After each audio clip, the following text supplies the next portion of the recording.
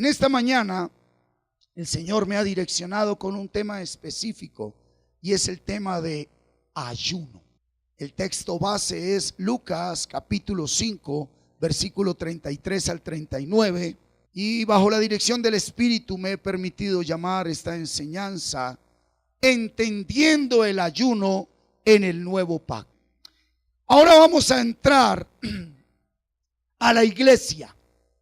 Jesucristo ha muerto, ha resucitado, y vamos a ver qué nos enseña la Biblia frente al ayuno en los tiempos de la iglesia primitiva. Hechos capítulo 10, versículo 30. Entonces Cornelio dijo: hace 4 días que a esta hora yo estaba en ayunas, y a la hora 9, mientras oraba en mi casa, vi que se puso delante de mí un varón con vestido resplandeciente. La práctica del ayuno en la historia de la iglesia primitiva. Amén. Hechos 13, del 2 al 3.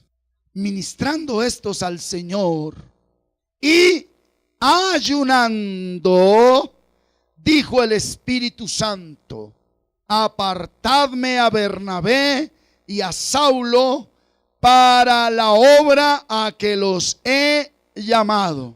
Entonces, habiendo qué, ayunado y orado, les impusieron las manos y los despidieron. La iglesia primitiva ayunaba. Nosotros somos la iglesia de los últimos tiempos. Mire, yo le voy a decir algo, lo voy a decir con respeto, pero que quede claro, sobre todo los hermanos que nos siguen por internet, aquellos que en algún momento van a escuchar este mensaje por YouTube. Es algo personal de este ministro. Considero que esta es la iglesia de la puerta angosta. Este es el tiempo de la puerta angosta. Solo uno caberá por esa puerta. Y hay que estar bien delgados de pecado. Hechos 14, 23. Y constituyeron ancianos en cada iglesia, y habiendo orado con ayunos, los encomendaron al Señor en quien habían creído. La iglesia primitiva ayunó para establecer todo propósito bajo la dirección del Espíritu. La iglesia primitiva todo lo consultaba a través de ayuno, todo lo hacía a través de oración, todo lo hacía apartándose para el Señor. Nosotros no somos la iglesia primitiva, pero sí aprendemos de la iglesia primitiva. Esa iglesia nos enseña cómo vivir conforme al propósito de Dios. Amén. Y vamos a aprender algo que Pablo recomienda, sugiere a los esposos en el matrimonio. Y él llama a los esposos a ayunar y a orar. Mire, capítulo 7 de la primera carta a los Corintios. Mire lo que dice el versículo 5. No os neguéis el uno al otro. Está hablando de la intimidad sexual, a no ser por algún tiempo de mutuo consentimiento, para ocuparos sosegadamente en la oración. ¿Sí? ¿Qué le está recomendando? Apártense de la intimidad sexual para orar, y según lo que nos enseña Hechos de los Apóstoles, la oración va acompañada de ayuno, ¿sí? Y les dice: apártense, oren, ayunen, punto y coma. Pero mire lo que dice: y volved a juntaros en uno, para que no os tiente Satanás a causa de vuestra incontinencia. ¿Sí? Entonces entendemos algo, iglesia. Jesucristo no canceló la práctica del ayuno. Pero pidió que sus seguidores lo hicieran con la mirada fija en Dios y no en los hombres. Mateo capítulo 6. Capítulo 6. Recuerde que el capítulo 5, 6 y 7 del Evangelio de Mateo es llamado el Evangelio del Reino. Ese es el Evangelio del Reino de Jesucristo. Busque el versículo 16 al 18. Cuando ayunéis, o sea que está hablando del ayuno, ¿verdad? Y dése cuenta que aquí él está hablando ¿a quién? Capítulo 5, 6 y 7. ¿A quién? A sus discípulos. Y la iglesia, ¿qué dice en Efesios? Que nosotros estamos ¿qué? Levantados bajo el ¿qué? Bajo el principio de los apóstoles y profetas, siendo la principal piedra del ángulo ¿quién? Jesucristo mismo. ¿Sí? Entonces, si él le habla a los apóstoles esta enseñanza es ¿para quién? Para la iglesia. Diga para mí, diga Dios me va a hablar. Diga Dios me va a hablar. Y si Dios habla, yo obedezco. Si no, no hay crecimiento espiritual. Usted y yo ya estamos benditos con toda bendición espiritual, pero estamos hablando de crecimiento espiritual. Cuando ayunéis, no seáis austeros como los hipócritas, porque ellos demudan sus rostros para mostrar a los hombres que ayunan. De cierto os digo que ya tienen su recompensa. ¿Qué quiere decir? Que el ayuno puede ser practicado con una actitud de hipocresía. ¿Y cuándo? Cuando usted quiere que todo el mundo sepa que usted está ayunando. Cuando usted hace público su ayuno, usted está asumiendo una actitud de hipócrita. ¿Sí? Cuando usted va y dice, hermano, que te veo como mal, es que estoy en ayuno. Hipócrita te dice la palabra. El ayuno es algo muy personal. El ayuno es algo muy íntimo. El ayuno es algo entre Dios y su Hijo. Punto. Entre el Hijo y su Padre. No más. Versículo 17. Hoy aquí nos habla el Señor, iglesia. Abra su corazón y reciban el nombre de Jesús. Pero tú, cuando ayunes, unge tu cabeza y lava tu rostro, para no mostrar a los hombres que ayunas, sino a tu Padre que está en secreto, y tu Padre que ve en lo secreto te recompensará en público. Diga, el ayuno trae recompensa. El ayuno trae recompensa. Cristo le está diciendo a los apóstoles: no practiquen más el ayuno en el antiguo pacto. ¿Por qué? Porque cuando yo muera y resucite y ustedes tengan que practicar el ayuno, ya no lo practicarán para pedir algo, porque en mí ya lo tienen todo. El ayuno va mucho más allá que pedir algo. La recompensa de que Él está hablando aquí, esto no se puede interpretar como lo que mi carne desea.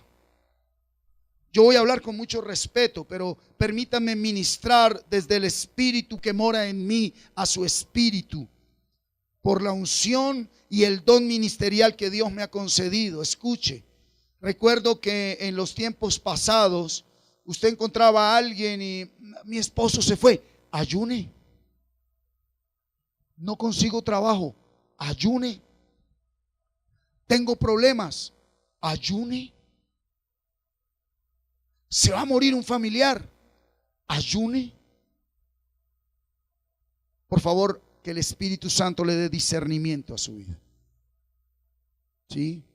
Cristo no negó el ayuno, pero Cristo dijo: el ayuno tiene un propósito de Dios específico, y ese propósito debe conocerse verdaderamente. Volvamos al texto base, Evangelio de Lucas, capítulo 5, 33 al 39. La Biblia nos enseña el ayuno del antiguo pacto. La Biblia nos enseña el nuevo pacto, ¿sí? Y la Biblia nos enseña también el ayuno de la época de Jesucristo. ¿Cuántos saben que cuando Cristo está vivo todavía no es el nuevo pacto? Aló. ¿Cuándo inicia el nuevo pacto? Cuando Él muere y resucita. ¿Sí? Ahí inicia el nuevo pacto. ¿Cuándo viene la acción real del poder del nuevo pacto? 40 días después de que Él murió y resucitó, cuando la iglesia es empoderada por el Espíritu Santo. Amén. Lo que llamamos el día del Pentecostés, que era una fiesta tradicional judaica. El día del Pentecostés no es la fiesta del Espíritu Santo como la religión tradicional lo celebra. El día del Pentecostés significa penta, 50. Y cuando Cristo vino a la tierra, el tiempo de su muerte y su resurrección fue en los días específicos de las fiestas más importantes del pueblo judaico, donde Dios estaba diciendo: hasta aquí estas fiestas, y ahora es un nuevo pacto. ¿Sí? La fiesta del Pentecostés era unida con la misma fiesta de los tabernáculos, la fiesta de las enramadas, ¿sí? Y eran a partir del momento que Jesucristo, el primer día después de la muerte de Jesucristo, no por Jesucristo, porque en esa época era un carpintero normal, el hijo de María y de José, que había muerto cuando él tenía una corta edad. Era en el momento que él muere, se estaba celebrando una fiesta muy importante para el pueblo judío. Se lo dejo tarea, porque a la iglesia no hay que darle todo. 50 días después se celebraba la fiesta de los tabernáculos, o la fiesta de las enramadas, o la fiesta del Pentecostés, donde el pueblo traía lo mejor de sus ofrendas para el Señor. Y ya en ese momento no era una ofrenda del pueblo a Dios, era Dios dando su espíritu a la iglesia, porque ahora la ofrenda somos nosotros. Pasaron cuántos días después de que Jesús resucitó, predicándoles un evangelio de ¿qué? De reino, porque ellos ya habían sido nacidos por el Espíritu, ¿verdad? Ya entendían las palabras de Jesús. ¿Cuántos días duraron? 40. A los 40 días Él parte. ¿Cuántos días faltan para que venga la fiesta de las enramadas, tabernáculos, Pentecostés? ¿Cuántos? Duraron 10 días. ¿En dónde? En un lugar llamado aposentos. Y allí se metieron, ¿quién? María, las mujeres, todos, y empezaron a orar. ¿Qué oraron? Si ya tienen la revelación del reino, vieron resucitar a Jesucristo, pero ellos se meten 10 días a un aposentos, ¿sí? En oración y ayuno, para que al día 50, estando en oración y ayuno, a las 9 de la mañana, ¿qué sucede? Venga la manifestación del ¿qué? ¿Del qué? Del bautismo del Espíritu Santo. Ahí empieza a moverse la iglesia con poder. Vamos a ver, frente a estas palabras de Jesucristo a sus discípulos, versículo 33. Entonces ellos le dijeron: ¿por qué los discípulos de Juan ayunan muchas veces y hacen oraciones, y asimismo los de los fariseos, pero los tuyos comen y beben? Él les dijo: ¿podéis acaso hacer que los que están de bodas ayunen, entre tanto que el esposo está con ellos? Aquí hay personas que de buena manera han dicho: ¿a dónde está Jesús ahorita? Dentro de mí. Entonces, si está dentro de mí, Él dijo que mientras yo esté con Él, no ayune. ¿Aplica? Usted tiene que tomar sus decisiones por sí mismo, porque lo peor que puede hacer uno como ministro es manipular la conciencia de la iglesia para decirle a la iglesia qué debe decidir. Aplica. Vuelvo y le leo. Aconteció, estando ellos le dijeron: ¿por qué los discípulos de Juan ayunan muchas veces y hacen oraciones, y asimismo los de los fariseos, pero los tuyos comen y beben? Mientras estaban ellos con Jesús, ellos se la pasaban ¿qué? comiendo, bebiendo, en fiestas, en alegría, gozo, estaban con el maestro. Pero él les dijo: ¿podéis acaso hacer que los que están de bodas ayunen entre tanto que el esposo está con ellos? Si nosotros sacamos este texto del contexto, aplica. Pero vamos a ir a todo el contexto. 35. Mas vendrán días cuando el esposo les será quitado. ¿Cuándo? A ellos. ¿Sí? Entonces, en aquellos días ayunarán. ¿Sí? Vamos a hablar la palabra concreta. ¿Quién está en nosotros? El Espíritu Santo de Dios. Jesucristo, ¿dónde está? A la diestra del Padre. Usted saque sus conclusiones. Lo que estoy hablando es palabra de Dios. Amén. Les dijo también una parábola. Aquí, por favor, que abran los ojos del entendimiento, la gracia del poder de Dios por su Espíritu. Que la unción del Santo que hay en nosotros nos enseñe en esta mañana. Nadie corta un pedazo de un vestido nuevo y lo pone en un vestido viejo. Pues si lo hace, no solamente rompe el nuevo, sino que el remiendo sacado de él no armoniza con el viejo. Esto es lo que Pablo dice en su carta a los Efesios: el hombre viejo, el hombre nuevo. Y nadie echa vino nuevo, otra vez, vino nuevo en odres viejos. De otra manera el vino nuevo romperá los odres y se derramará y los odres se perderán. Nosotros somos, míreme acá, iglesia, un espíritu con un alma que vivimos en un odre. ¿Aló?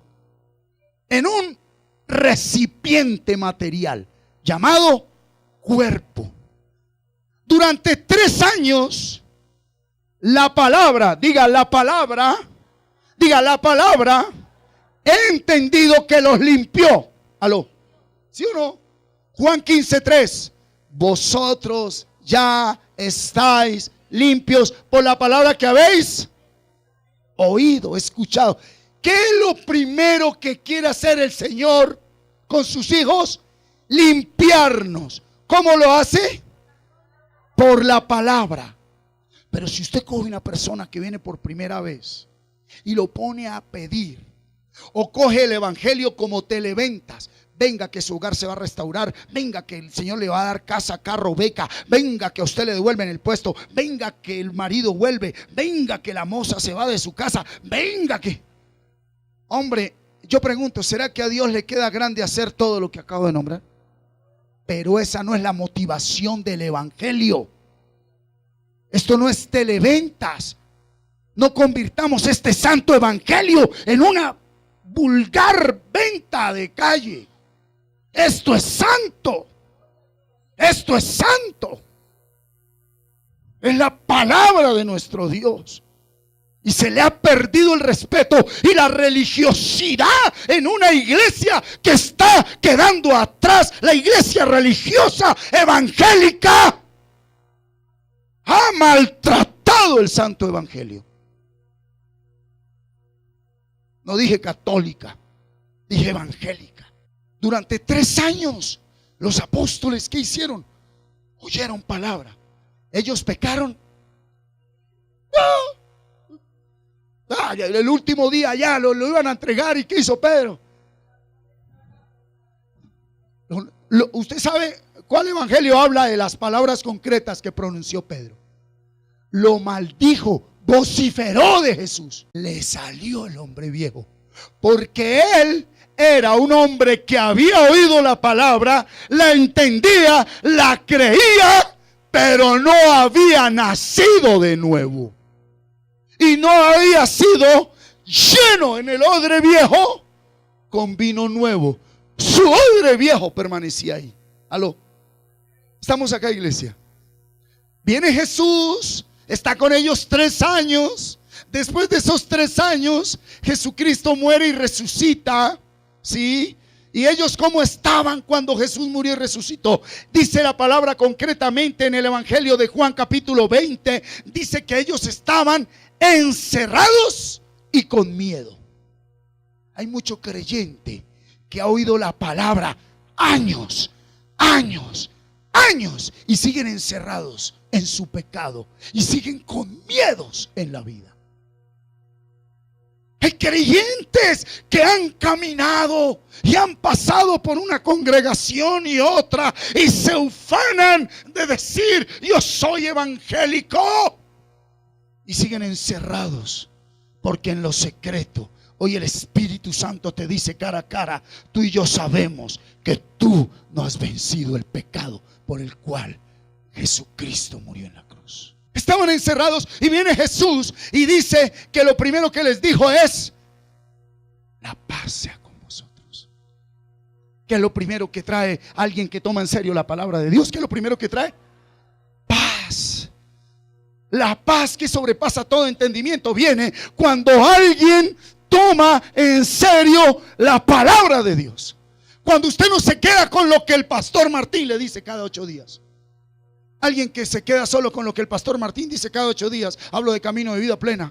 Como congregación, cuerpo, iglesia de Jesucristo. Esa persona no tiene la paz que sobrepasa todo entendimiento.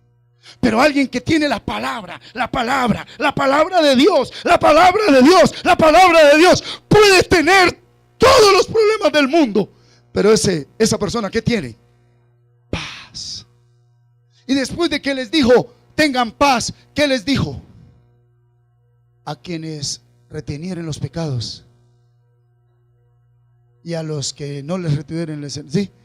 De ahí es donde la tradición religiosa sacó que los hombres perdonan pecados. Y no es así.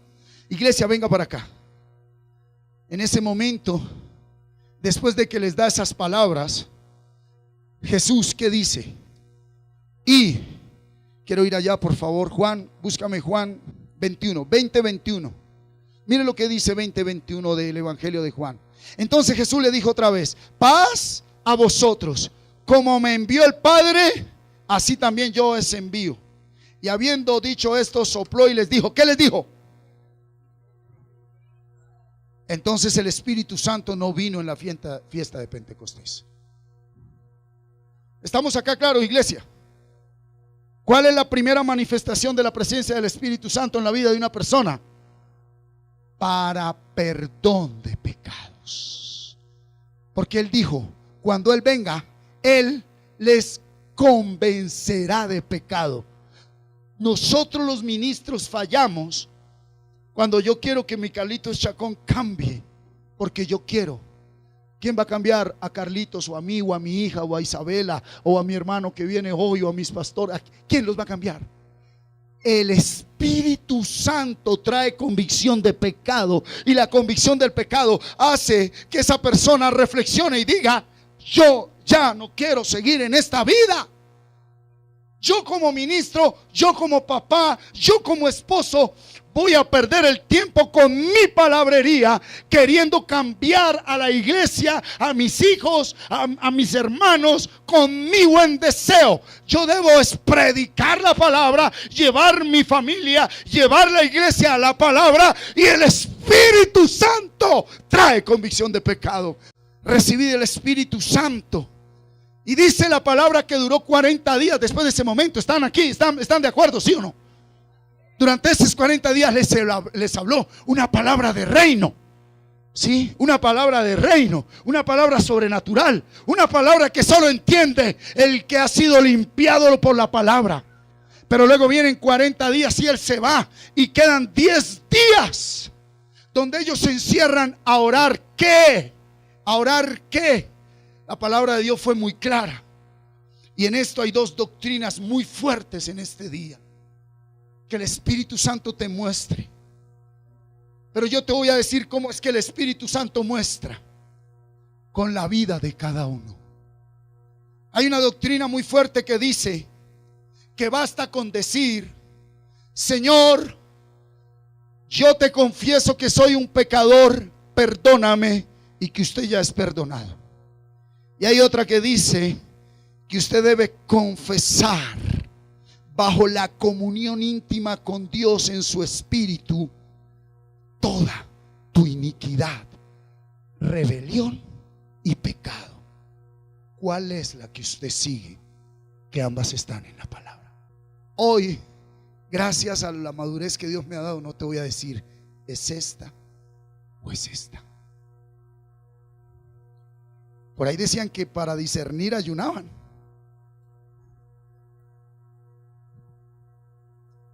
Pero yo sí te voy a compartir algo. Yo creo que Jesús me perdonó mis pecados el día que murió en la cruz hace 2000 años. Yo lo creo. ¿Tú lo crees? Pero hay algo con lo que he caminado todos estos años de mi vida. Hace 17 años conocí al Señor. Hace 5 años recibí junto con mi esposa este ministerio. Y sé que soy un bebé que hasta ahora está balbuceando la palabra amor y la palabra Dios. Pero hay algo que yo no puedo negarme a mí mismo, y que un verdadero hijo de Dios no puede negarse a sí mismo. Y es la lucha diaria que tenemos con nuestra carne en el espíritu. Y he entendido que aunque Él me hizo libre de toda maldición, como creyentes muchas personas pueden vivir toda una vida atados a la práctica del pecado y no pueden crecer espiritualmente y no pueden madurar espiritualmente. Yo me cansé que en momentos como este, si lo hablo en el buen término, yo glorifico a mi Dios, pero cuando no se lleva una vida verdaderamente guiada por el Espíritu, de oración, de ayuno, de renuncia a la práctica del pecado, de ser enemigo del mundo, el lunes, el martes, el miércoles, el jueves, estamos nuevamente abrazados al mundo, al pecado. Y mucha gente, sin que ellos sepan la fe que practicamos, ellos no nos ven como hijos de Dios por la actitud de vida que llevamos. ¿Cuántos dicen amén? Esa es la realidad de una iglesia que necesita crecer. Durante 10 días he entendido yo que los discípulos y los 120 que estaban allí, ellos confesaron por la presencia del Espíritu Santo. Porque es que antes no tenían el Espíritu Santo, ahora lo tienen. ¿Para qué? ¿Para qué les dio el Espíritu Santo? Para confesión y perdón de pecados. ¿Qué hicieron después de tener una palabra de reino? Confesar que el odre viejo se convirtiera en ¿qué? En odre nuevo. Y ahí sí viniera el bautismo y la llenura del Espíritu Santo. Si no hay confesión de iniquidad, somos nacidos de nuevo, escúcheme, por la palabra. Eso no se puede negar. Somos perdonados, libres de maldición. Pero hay personas que teniendo el Espíritu Santo no pueden experimentar el poder del Espíritu Santo. Escuche esto. Esta Biblia usted la puede interpretar bajo la razón, bajo el intelecto, bajo el conocimiento de una mente no nacida de nuevo, de un espíritu no renovado. Pero solo aquel que viene a la palabra y por la palabra entiende que por la gracia y la misericordia de Dios, la palabra me ha hecho nacer de nuevo, que es la primera manifestación de la gracia de Dios. Y yo, como niño recién nacido, anhelo la leche espiritual no adulterada.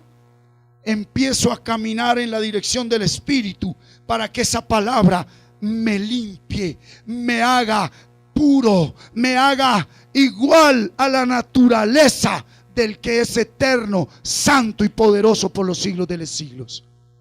Pero escúcheme, aquí es donde aparece el ayuno que Cristo, desde los tiempos de los tiempos hasta los tiempos de los tiempos, dejó a la iglesia. Volvamos al capítulo 5 de Lucas, versículo 37. Y nadie echa vino nuevo en odres viejos. ¿Qué es necesario para el vino nuevo? odres nuevos. ¿Dónde es que la palabra nos hace nacer? En el Espíritu. Escuche, cuando una persona nace de nuevo, le voy a hablar algo, tiene que vivir la etapa carnal. ¿Cuántos dicen amén? Así le dijo a los corintios, que usted, habiendo nacido de nuevo, todavía quiere, se revuelca en el pecado. Y usted ya es creyente y usted ya es nacido de nuevo. Ahí es donde viene el verdadero pastoreo, el verdadero acompañamiento. Pero lo más importante, el verdadero sentido de pertenencia con mi vida espiritual. Si yo no tengo sentido de pertenencia con mi vida espiritual, tú te puedes quedar un enano espiritual. Por eso hay personas que tienen 70 años con bigote y son enanos espirituales. No entienden la revelación del reino y se nos ve y se ve cuando algo nos sale mal, explotamos. Cuando alguien nos sale mal, hacemos las cosas del hombre viejo. ¿Soy nacido de nuevo? Sí. ¿Seré salvo? Sí. Pero no he vencido. He creído, poco he perseverado, pero no he vencido. Y en este año 2014 Dios está diciendo a su iglesia: me han creído, algo han perseverado, pero llegó el tiempo, iglesia, que venzan la carne, las pasiones y el mundo, porque yo ya la vencí en la cruz. Es el tiempo de vencer. Ya no peleen más por conceptos doctrinales. Peleen con su carne, dice el Señor. Peleen adentro con sus pasiones, con sus deseos, con su pecado, con su debilidad, o nunca podrán recibir el galardón. Y nadie echa vino nuevo en odres viejos. De otra manera el vino nuevo romperá los odres y se derramará, y los odres se perderán. Versículo 38. Mas el vino nuevo en odres nuevos se ha de echar. Y lo uno y lo otro, ¿qué? Oye, ¿por qué la palabra? Quiero recordarle algo. La Biblia enseña que en el principio el Espíritu de Dios se movía sobre. ¿Cuándo el Espíritu de Dios actuó? Cuando Dios dio la palabra. Hágase la luz. Para que el Espíritu obre, debe haber palabra. Dígale al que tiene al lado: para que el Espíritu obre en tu vida, debe haber palabra en tu vida. Porque palabra significa la fe en nuestro Señor Jesucristo.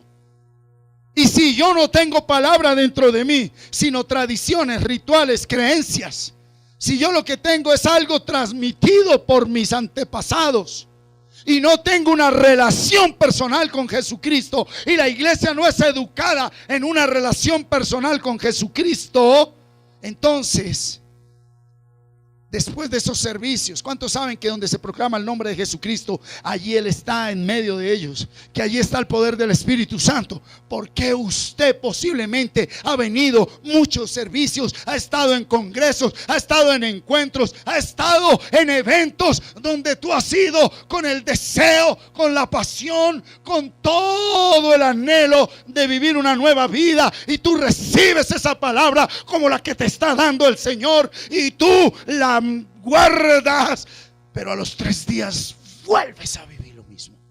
Porque esto no es un suceso, esto es un proceso constante. Y ahí es donde hemos fallado. Aló. Por eso es necesario entrar en la vida del Espíritu, para que el vino nuevo en odres nuevos se conserven. ¿Sí?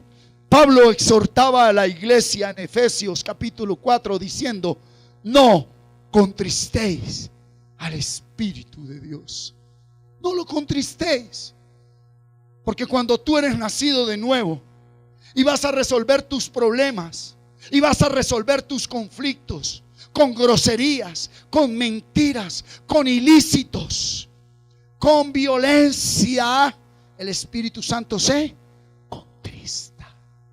Por lo cual usted puede entender al día de hoy, usted puede ver que tanto está avivado el Espíritu de Dios en usted, en su casa, en su familia. De por sí quiero decirle que en esta semana Dios mostró a todos los que estamos aquí y los que nos están siguiendo por la red, que la carne nos ha ganado un buen terreno.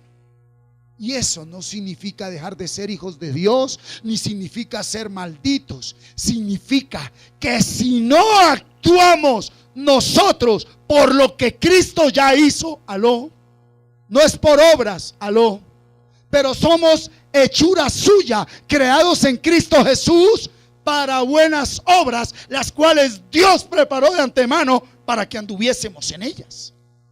Una cosa son las obras muertas y otras cosas son las obras de un nacido de nuevo. Si hay obras buenas y si hay obras de fe, hay acción. Diga, la fe sin acción es muerta. Es tiempo de actuar, iglesia. ¿Cuántos dicen amén? Versículo 39. Y ninguno que beba del añejo quiere luego el nuevo, porque dice, el añejo es mejor. Usted lo puede aplicar en las dos direcciones. Mire, iglesia, cuando usted descuida su vida espiritual, cuando usted descuida la oración, cuando usted descuida, si así le manda el Espíritu y la palabra, no hombres, la práctica del sano ayuno, del santo ayuno, cuando usted descuida el memorizar palabra, meditarla y permanecer allí con el versículo en la mente, cuando usted descuida el confesar el pecado que a diario comete, cuando usted descuida, como dijo él, y se esconde del hermano, porque es que el hermano me está buscando para que yo le dé algo y Dios ya me dio a mí lo que el hermano necesita. Cuando yo descuido mi vida espiritual, la carne nos gana. Y desafortunadamente hay creyentes que, habiendo empezado por el Espíritu, terminaron por la carne. Oh Gálatas estúpidos, ¿quién los embrujó? Estoy leyendo la versión Dios habla hoy. Vosotros que habéis empezado por el Espíritu, ¿vais a terminar en la carne? Y convertimos nuestra relación personal con el Señor en un simple ritual diario. Simplemente leo la Biblia y ni siquiera le doy el valor que esta santa palabra merece. La leo es para entender algo y luego venir a ufanarme de que ustedes no han entendido lo que yo entendí. Juan el Bautista dijo en el capítulo 3 del Evangelio de Juan: si algo hemos recibido en este mundo, todo vino de Dios. Aló. Si algo usted puede hacer, viene de Dios. Iglesia, en el Espíritu el Señor nos está hablando. Y el Señor sabe tus responsabilidades, el Señor sabe tus ocupaciones, el Señor sabe tus problemas, el Señor sabe tus enredos, el Señor sabe tu debilidad, el Señor sabe tu conflicto, el Señor conoce muy bien tu salir y tu entrar. Pero el Señor te está diciendo en este día: iglesia mía, es necesario que vuelvas a darle vida a mi espíritu en tu espíritu. Hoy aquí hay personas que tienen proyectos grandes por emprender, proyectos personales, proyectos sociales, proyectos laborales, financieros, proyectos académicos. Yo tengo jóvenes que este año ya entran a la universidad, son mis niños espirituales. Yo tengo aquí personas que este año, después de mucho tiempo de no estar en un empleo, Dios abre puertas laborales a esta iglesia en el nombre de Jesús. ¿Cuántos dicen amén? Pero las puertas no las cierra Satanás, porque él no tiene poder sobre la iglesia de Jesucristo. La iglesia la cierra el mismo creyente cuando inocente e ignorantemente, teniendo la vida del Espíritu, muy suavemente vuelve a practicar las obras de la carne.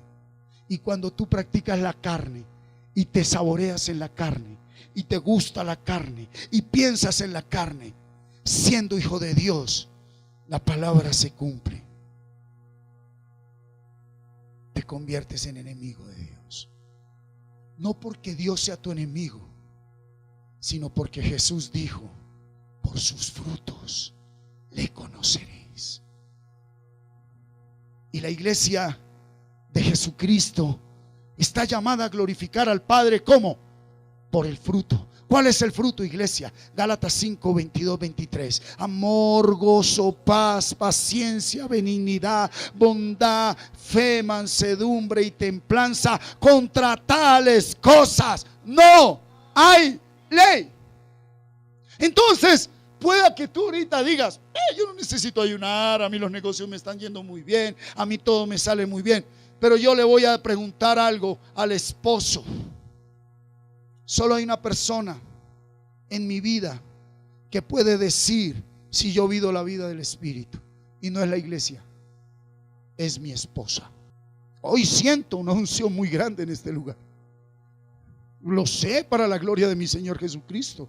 Sé que hay una palabra de revelación, de ciencia, de consejo. Sé que muchas mentes están recibiendo entendimiento, renovación. Sé que muchas vidas están levantadas. Gloria a Dios. Pero mi verdadero culto empieza cuando esa puerta se cierre y yo salga ya. Mi verdadero culto empieza cuando yo vivo mi diario vivir, mi levantarme y mi acostarme. Cuando verdaderamente a mi primera y verdadera iglesia le muestre que soy hijo de Dios. Y esa es mi esposa y esos son mis hijos. Y yo no sé, iglesia, cómo esté su vida con el Señor, pero yo sí delante de mi Dios quiero reconocer que necesito vida del Espíritu. Porque Él dijo que si confesares tus pecados, Él es fiel en perdonarlos y en borrar nuestra maldad. Y con todo el respeto que mis amados pastores se merecen, a veces por ejercer un ministerio nos ocupamos más en cuidar una apariencia que una relación con Dios. Y verdaderamente mi iglesia es mis hijos, mi esposa, mi madre y ustedes. Pero Él dijo que si yo no puedo dirigir esta iglesia, no puedo dirigir esta otra. Es un año 2014 de vida en el Espíritu. Porque yo no sé usted cómo esté viendo, Cristo venció, pero aquí el que está enfrentando las cosas es Martín por el poder del Espíritu. Y yo sé que hay un camino, y Él dijo: solo el que persevere hasta el fin será salvo. Y debemos perseverar. Y hay mucha gente que hoy te señala y te dice que no has dado testimonio, que has seguido más tus sentimientos, tus emociones y mandatos de hombres que la voluntad de Dios. Porque no, Lot cometió el error más grande de su vida. Estaban allí en la montaña y sus pastores, los de Abraham y los de Lot, estaban peleando porque ya habían crecido en rebaño, en animales, y necesitaban pastos verdes. Y vino Lot y le dijo: tío Abraham, es necesario que nos separemos. Y Abraham, que sabe que su bendición no dependía de pastos verdes, aunque los necesitaba, le dijo: escoge tú lo que quieras. Yo sé que vaya donde vaya, Él me dará mi provisión. Y mucho creyente está en la carne, siendo nacido de nuevo, por tomar decisiones por conveniencia y no por obediencia. Porque para decidir por conveniencia lo hace cualquiera. Por obediencia hay que tener vida del Espíritu, iglesia. Y yo reconozco que como ministro, siendo la cabeza de la iglesia Jesucristo, pero como ministro de esta casa llamada Camino de Vida Plena, yo necesito crecer en el Espíritu. Yo no puedo venir a hablarle y mostrarme con apariencias. Si algo bueno ve usted en mí, es porque Dios lo hace. Pero lo que usted ve bueno en mí, yo lo quiero ver ahora en mí, y quiero que mi esposa y mi casa lo vean. No quiero morir engañado. Esdras capítulo 8 versículo 21. Y publiqué allí ayuno junto al río que Ahava. Amén. Ahava. ¿Para qué publicó ayuno Esdras? Para afligirnos delante de nuestro Dios. 1, 2, ¿para qué más? Para solicitar de Él ¿qué? Camino derecho. ¿Para quién? Para mí, para mis hijos. ¿Y para qué más? Diga, para su empresa, para su trabajo, para la iglesia, para todo, hermano. ¿Sí? Versículo 22, mire lo que dice Esdras, mire lo que dice Esdras. Porque tuve vergüenza de pedir al rey tropa y gente de a caballo que nos defendiesen del enemigo en el camino. ¿Sabe qué dijo él? Yo no le voy a pedir a los hombres que me defiendan. Aquí hay gente, escúcheme, que en este momento le están pidiendo a los hombres que les defiendan en sus áreas financieras. Y están esclavos. Aquí hay hombres que están diciéndole a los bancos, sin la dirección del Espíritu de Dios: defiéndeme de mi ruina, defiéndeme de mis deudas, defiéndeme de mi mala mayordomía. Y desafortunadamente la iglesia religiosa, cuando habló de dinero, solo dijo: traiga sus diezmos. Y la palabra no habla solo de diezmos, habla de mayordomía, porque el diezmo es una revelación. El diezmo es un privilegio. Solo diezma el que verdaderamente ha recibido la revelación de ser hijo de Dios. El resto lo hace por obligación, por interés, por deseo. Otros dicen ya no, porque eso es del antiguo pacto. Pero ¿cómo aplican otras cosas del antiguo pacto? Pero lo que toca, lo que más quieren porque aman el dinero, eso sí no lo tocan en el antiguo pacto. Tremendo. Acomodamos la palabra a lo que mi intelecto y mi razón quiere mostrar. Pero no he dominado mi espíritu, y la iglesia está llamada a dominarse, someterse a sí mismo, porque el fruto del espíritu es templanza, dominio propio, y para allá vamos, Kelly. Cuando dicen amén, ¿sí? Él dijo: yo no voy a pedirle al rey que me defienda en el camino, porque habíamos hablado al rey diciendo: la mano de nuestro Dios es para bien sobre todos los que le buscan, mas su poder y su furor contra todos los que le abandonan. Muchas personas van y le dicen a su hermano, a su amigo, a su familiar, a su conocido que trabaja en un banco, que es dinerado, pero que no conoce al Señor. Le han predicado la palabra, le han llevado el evangelio, y qué vergonzoso y qué doloroso por no manejar mayordomía, por no tener dominio propio, por dejarse llevar de la carne, después tener que ir a decirle a un impío: préstame. Si la palabra dice que las bendiciones nos alcanzarán, diga amén. Y que no vamos a pedir que nos presten prestados, sino que prestaremos a los demás. Alguien que coja esa palabra. Así no tenga ni pa'l bus en este día, mi hermano. Es por fe. Diga amén, Señor. Entonces empieza a manejar mayordomía en sus finanzas. De nada sirve que diezmes si despilfarras el dinero que Dios te da santamente en tu trabajo.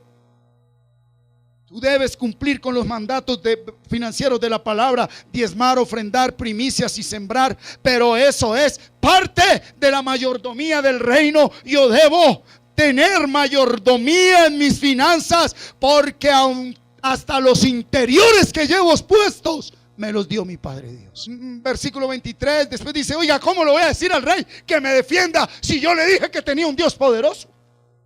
Por eso dijo: ayunemos, busquemos el poder del Espíritu. Aquí hay gente que este año ha pensado a ir a los reyes del mundo, de ir a los hombres, ha pensado ir a donde no está el poder de Dios. Escuche, aquí hay alguien a quien Dios le dice cara a cara: no vayas a donde yo no estoy.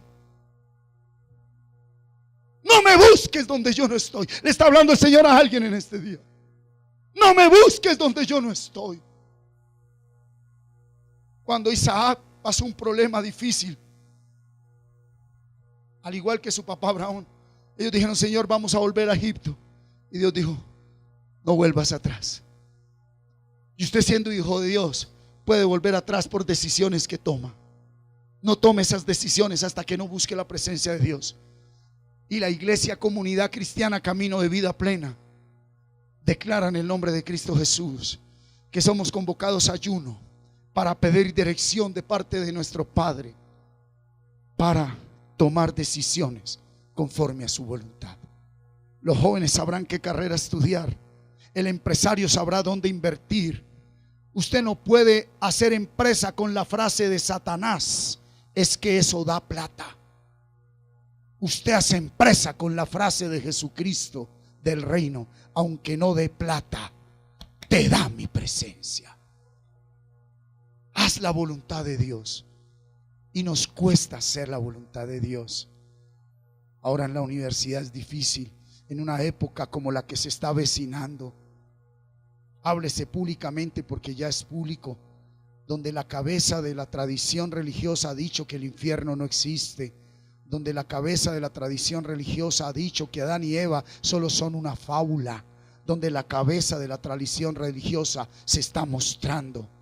Gloria a Dios, porque son los últimos tiempos, donde está diciendo que la iglesia está abierta para homosexuales y lesbianas, sí, que quieran dejar la práctica del pecado. Algo sí atinó la cabeza de la tradición católica, que van a ser nombradas sacerdotes, obispos en la iglesia católica. Y dentro de poco van a permitir que el sacerdote ya no tenga que quemarse y pecar, sino le van a permitir casarse, porque el apóstol Pablo en el capítulo 9 de la primera carta a los Corintios dijo: el apóstol tiene derecho a llevar una hermana como esposa. Jóvenes, su futuro esposo o esposa, antes de ser esposo o esposa, debe ser hermano o hermana. Y no todo el que dice Señor, Señor entrará en el reino de los cielos, sino el que hace la voluntad. Por eso hay que poner a prueba. ¿Ah? ¿Aló? ¿Cuál es el afán? No hay que afanarse, hijos. No hay que afanarse. Del afán solo queda ¿qué? Las consecuencias del pecado. Las consecuencias del pecado. Ayunamos, diga ayunamos, diga ayunamos. Vaya, profetiza, iglesia, diga ayunamos. 29, 30 y 31, ¿qué vamos a hacer? Pues, y pedimos a nuestro Dios sobre esto, y Él nos fue. ¿Y Él nos fue qué? ¿Y Él nos fue qué? Propicio. Una mala doctrina con las dos bifurcaciones. La doctrina de prosperidad solo centrada en finanzas, y la doctrina donde usted no tiene derecho a tener empresa ni a tener nada. Las dos son equívocas. ¿Cuál es la verdadera? Venga a Dios y presente todo delante de Él. Y cuando uno se deja coger con ventaja, ¿otra papitas? No, 3. Otro pedacito de carne, media libra. Otro cafecito, tráigame la jarra. Bueno, yo no sé usted, pero yo vengo de pasar cosas así. Lo único que sé, iglesia, es que cada día de vida que Él me ha dado es para servirle a Él. Y yo quiero invertir toda mi vida haciéndolo dignamente, haciéndolo como Él lo merece. Él dice: yo pues preso en el Señor, os ruego que andéis como es digno de la vocación con que fuisteis llamados. Y unos versículos adelante dice: esto pues os digo y requiero en el Señor, que ya no andéis como los otros gentiles que andan en la vanidad de su mente. Cuando a uno le gana ventaja la gula y las pasiones, es porque estamos andando en la vanidad de la mente y no estamos dándole dignidad al llamado de ser salvos. Usted y yo tenemos un primer llamado, y es la salvación. Hay un segundo llamado, que es servir, y esos dos están fundamentados con el más grande llamado de todos: amar a Dios sobre todas las cosas y amad a vuestro prójimo como a ti mismo.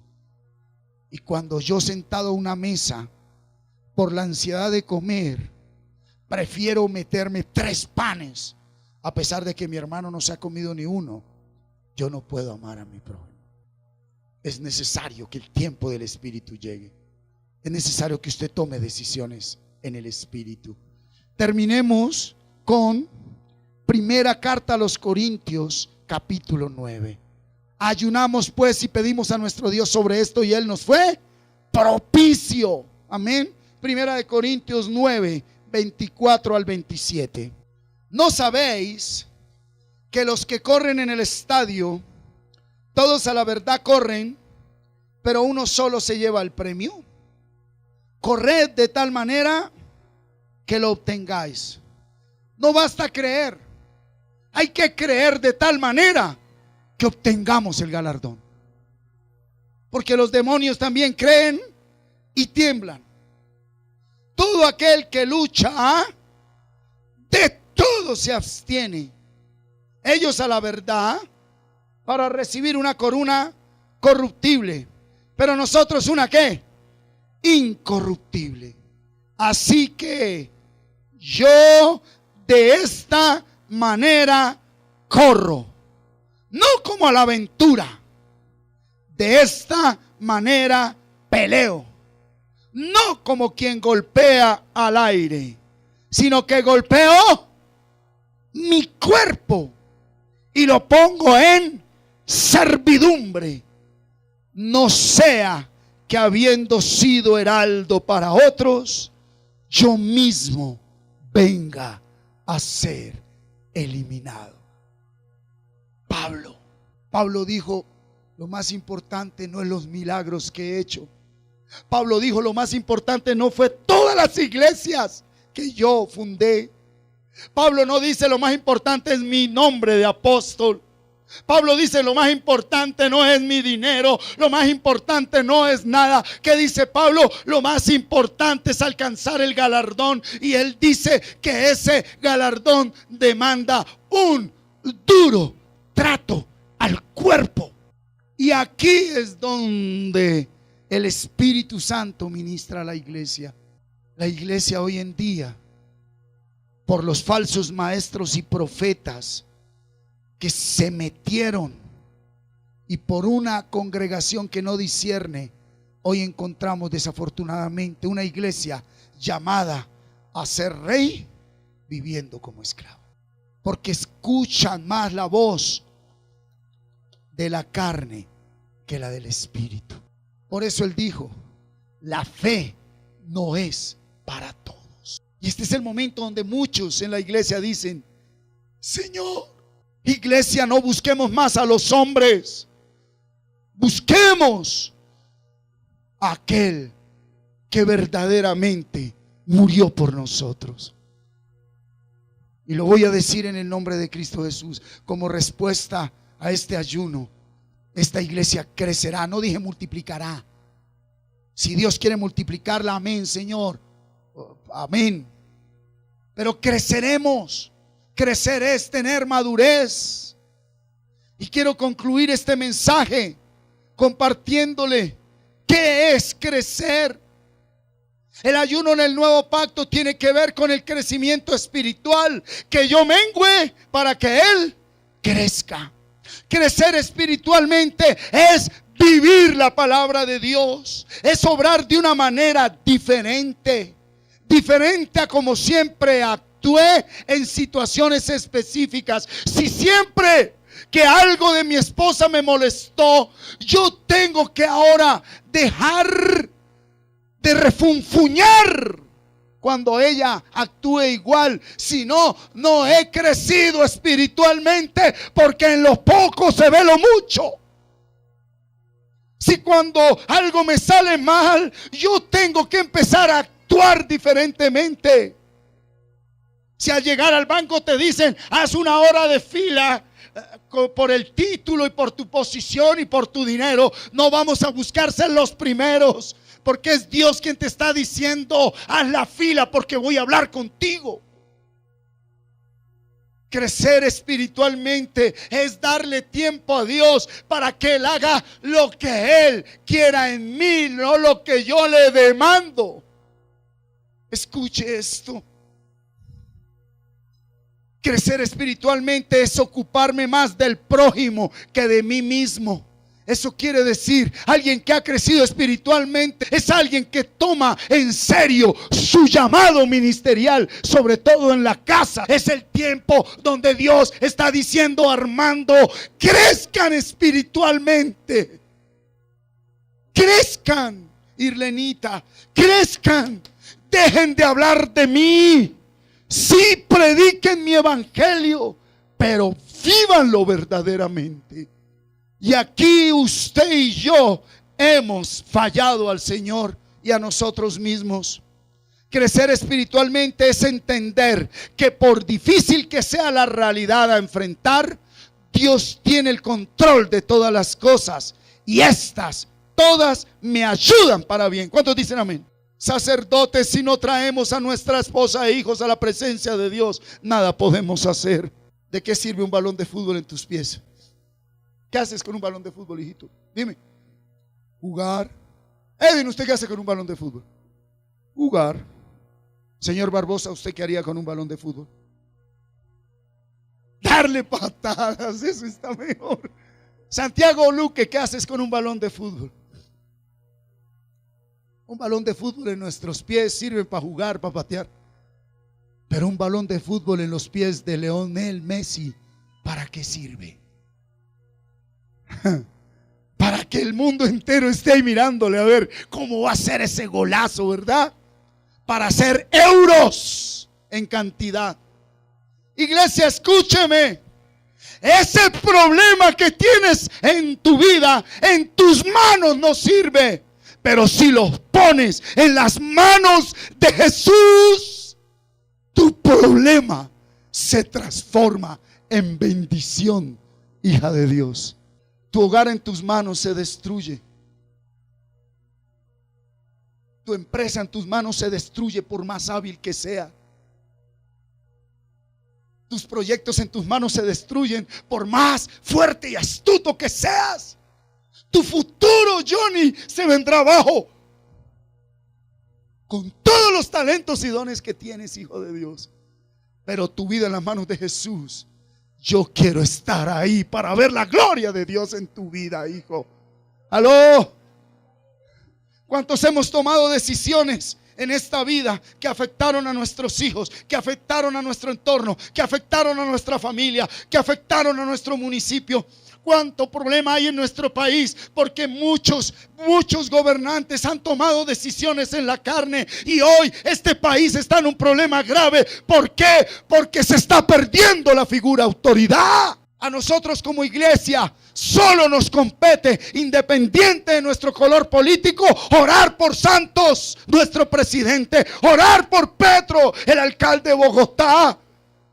Pero decidan bien o decidan mal, como iglesia tenemos que levantarnos a pedir la unción, el fuego, la presencia del Espíritu. Que si al presidente y al alcalde le quedó mal gobernar, haya un Dios en su trono que diga: a mi hijo no le quedó grande gobernar su vida y su casa. ¿Cuántos dicen amén? Iglesia, crecer espiritualmente es rechazar constantemente la práctica del pecado y ser enemigo del mundo. ¿Cuántos dicen amén?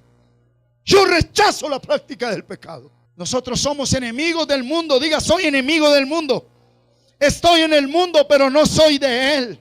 Sí. Pablo decía: yo me hago débil con los débiles. Él no se dijo: yo me hago débil como el débil, con el débil. Él no dijo: me hago débil como el débil. Él no dijo: soy débil. Dijo: yo me hago con el judío como si estuviera en la ley, pero no soy de la ley. Digo: y me hago con el gentil como si estuviera sin ley, pero tengo la ley de Cristo, dijo Pablo. Aleluya. ¿Sí? Crecer espiritualmente es creer, perseverar y vencer en la disciplina de vida en el Espíritu, llevando mi cruz, llevando mi carga y siguiéndole a Él hasta el fin. Aquí hay gente que en verdad no tiene problemas, dice el Señor. Tú quieres que yo te quite la cruz y la carga que debes llevar como hijo mío. Y a veces me has dicho: dame la cruz del otro. No la aguantarías. Iglesia, cierra tus ojos. verdaderamente por la presencia del Espíritu en tu vida.